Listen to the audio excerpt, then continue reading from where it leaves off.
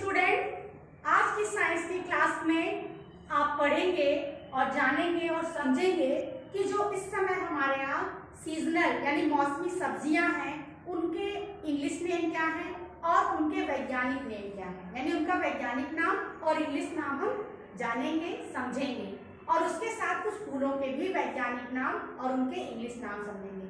आज की जो विज्ञान की कक्षा है आपकी बहुत ही ज़्यादा इंटरेस्टिंग होने वाली है, तो आइए देखते हैं क्या हम आज नया पढ़ेंगे।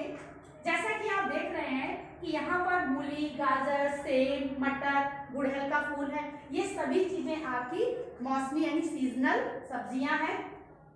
तो सबसे पहले शुरुआत करते हैं मूली से। देखिए यहाँ मूली है, ये आपका रियल है ना, जो आप अपने घर में, तो हम लोगों ने यहाँ पर लगाया और देखते हैं मूली, जिसको साधारण बोलचाल की भाषा में हम मूली कहते हैं और इसको मूली को इंग्लिश में हम रेडिश कहते हैं, यहाँ लिखा हुआ है। और अब आप ये देखते हैं मूली का वैज्ञानिक नेम क्या है। मूली का वैज्ञानिक नेम होता है रफेनस सताइवस। नेक्स्ट है गाजर। गाजर देखिए, गाजर को इंग्लिश में हम कैरोट कहते हैं और गाजर यानी कैरेट का जो है वैज्ञानिक नाम होता है ड्यूकस कैरोटा। नेक्स्ट है आपका देखिएगा सेम, यानी इंडियन सेम इसको कहते हैं इंग्लिश में और इसका वैज्ञानिक नाम है फैसुलस वुल्गैरिस। सेम की बहुत सारी वैरायटीज आती हैं लेकिन उनके भी वैज्ञानिक नाम उनकी वैरायटी के हिसाब से बदल जाते हैं। मटर, जो कि बहुत ही ज्यादा बच्चे आप लोग खाते हो, सभी लोग पसंद करते हैं और हम एक ही नहीं कई तरह की सब्जियां उससे बनाते हैं। तो मटर को इंग्लिश में हम पीस कहते हैं और मटर का वैज्ञानिक नाम होता है वो है पाइजम सताइवम।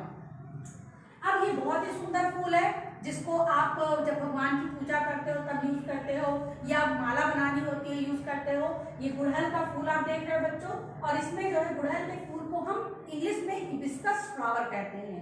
अब आइए देखते हैं कि इसका वैज्ञानिक नाम क्या है। तो हिबिस्कस फ्लावर का जो वैज्ञानिक नाम है वो इंग्लिश के 3 शब्दों से मिलकर के बना है।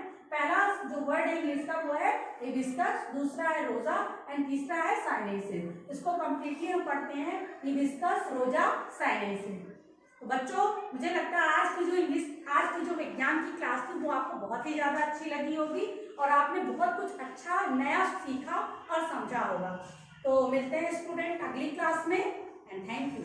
विकास कार्यक्रम के अंतर्गत किन किन प्रक्षेपास्त्रों का विकास हमारे देश में किया गया DRDO के द्वारा और इनका जो है सफल परीक्षण भी किया गया कि ये जो हम लोग मिसाइलें बनाए हैं इनका सफल परीक्षण की ये कैसे वर्क करती है। तो आइए अब हम जानते हैं कि हमारे भारत देश में कौन कौन सी मिसाइलों का निर्माण किया गया। तो सबसे पहले आप यहाँ देख रहे हैं कि आपके सामने कौन सी मिसाइल है, पृथ्वी। सभी बच्चों देख रहे हैं कौन सी मिसाइल है, पृथ्वी है। इसके बाद कौन सी है, अग्नि। इसके बाद क्या है, त्रिशूल। जैसा कि आप सभी को पता है कि पृथ्वी यानी सतह जिस पर हम रहते हैं, पृथ्वी एक ऐसी मिसाइल है जो सतह से सतह पर मार करती है, यानी जमीन से ही इसको भेजा जाता है और जमीन पर ही टारगेट दुश्मन देशों के जिनको भी उसको ध्वस्त करना होता है, ये जमीन से जमीन पर मार करने वाली मिसाइल है। ठीक है, अगला है आपका अग्नि।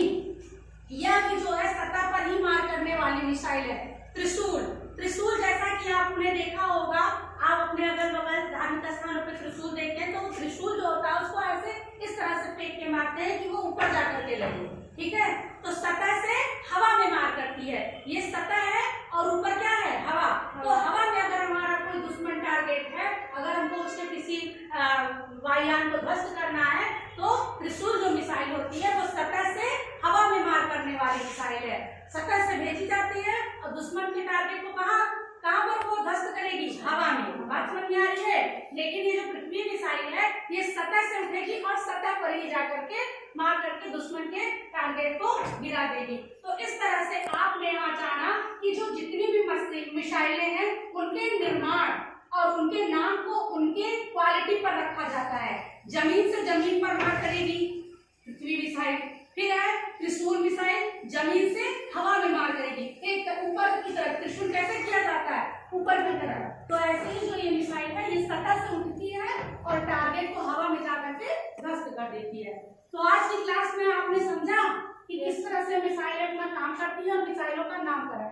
अब हम जानेंगे कि वो कौन महान व्यक्ति थे जिन्होंने भारत को ये इतनी मिसाइलें दी जिससे हमारा देश अपनी आत्मरक्षा कर सकता है। तो आप जैसा कि आप पिछले देख रहे हैं ये डॉक्टर APJ अब्दुल कलाम की फोटो लगी हुई है। इन्हें क्या कहा जाता है डॉक्टर APJ अब्दुल कलाम को किस नाम से जाना जाता है? Missile man of India. ठीक है, भारत में मिसाइल मैन ऑफ इंडिया के नाम से हम सभी डॉक्टर APJ अब्दुल कलाम को जानते हैं और यह हमारे भारत देश के राष्ट्रपति भी रह चुके हैं।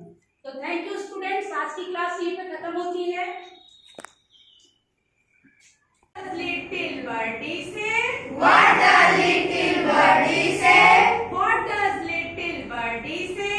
What does little birdie say? In her nest at peep of day, In her nest a peep of day. let me fly, says little birdie. Let me fly, says little birdie. Let me fly, says little birdie. Let me fly, says little birdie. Mother, let me fly away. Mother, let me fly away. Mother, let me fly away. Mother, let me fly away. Birdie rest in a birdie rest a little sleep. Birdie rest a little sleep. Birdie rest a little longer. Birdie rest a little longer. Till the little limbs are stronger. Till the little limbs are stronger. Till the little limbs are stronger. Till the little limbs are stronger. विज्ञान विषय में अम्ल और क्षार के परीक्षण के बारे में जाना था। पढ़ाया गया था ना कल ये पाठ आप लोगों को? Yes, ma'am. उसमें आपका टॉपिक था अम्ल और क्षार। क्या टॉपिक था आपका? अम्ल और क्षार।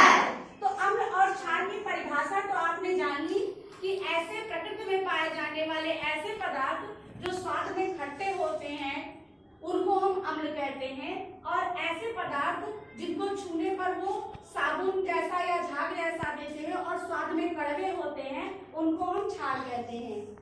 आज की क्लास में आप जो है प्रयोगशाला कार्य करेंगे, यानी प्रैक्टिकल वर्क करके देखेंगे, और उस प्रैक्टिकल वर्क के लिए हमको कुछ सामान की आवश्यकता पड़ेगी, जैसे सूचक की आवश्यकता पड़ेगी। तो सूचक में हम लोगों को लिटमस पेपर के माध्यम से आज हम दुर्बल अम्ल एवं क्षार का परीक्षण करेंगे। जैसे कि आप देख रहे हैं यहाँ टेबल पर कुछ सामान रखे हुए हैं, ध्यान दीजिए। जैसे ये सर्फ है, पाउडर, ठीक है। इसके बाद ये खाने वाले सोडे का पाउडर है, ठीक है। उसके बाद आप देख रहे हैं इधर इस ग्लास में, नजदीक से ध्यान से देखिए, ये क्या है? नींबू का रस है। उसके बाद इधर में जो है इस वाले ग्लास में क्या है? सिरका, ठीक है। तो ये सिरका और नींबू का रस स्वाद में कैसा होता है? खट्टा होता है। तो इसको हम इधर अम्ल वाली श्रेणी में रख दिए हैं, और इन दो ग्लासों में सादा पानी है। अब हमको ये जरूरत पड़ रही है कि इधर अम्ल है और अगर इधर क्षार है, तो हम कैसे पता करेंगे कि इस ग्लास में अम्ल है और जो दिया गया चीज पदार्थ वो अम्ल ही है या इसमें क्षार ही है। तो आज हमारे पास बच्चों देखिए ध्यान से, ये दो लिटमस पेपर है, ये लाल लिटमस पेपर है और ये नीला लिटमस पेपर है, ठीक है। जैसा कि क्लास में आपको बताया गया था कि जो नीला लिटमस पेपर होता है, ध्यान से देख रहे हैं सभी बच्चे? Yes, ma'am. जो नीला लिटमस पेपर होता है वो क्या करता है, जब भी हम किसी अम्लीय पदार्थ में डुबोते हैं तो नीला लिटमस पेपर क्या हो जाता है? लाल, ठीक है। और जब लाल लिटमस पेपर को किसी क्षार विलयन में, ये क्षार है, क्षार विलयन में जब हम डुबोते हैं तो क्या हो जाता है? नीला। यही अम्ल और क्षार की पहचान हमको आज प्रयोगशाला में प्रयोग विधि द्वारा देखेंगे। तो सबसे पहले हम क्या करेंगे,